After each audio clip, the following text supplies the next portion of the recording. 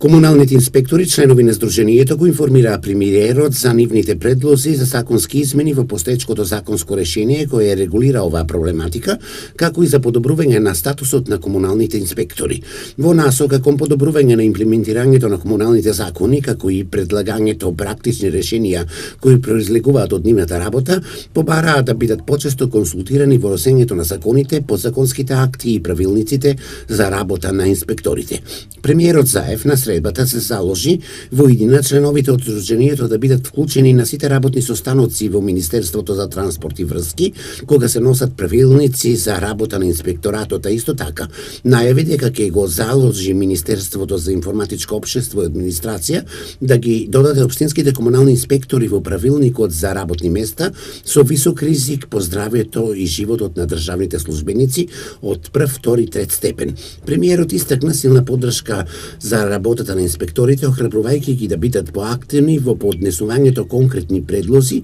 и да ја зајакнат комуникацијата со надлежните министерства. Исто така побара од нив активно и посветено да се справуваат со отстранувањето на загадувачите и сметот во урбаните и руралните средини во периодот што следи.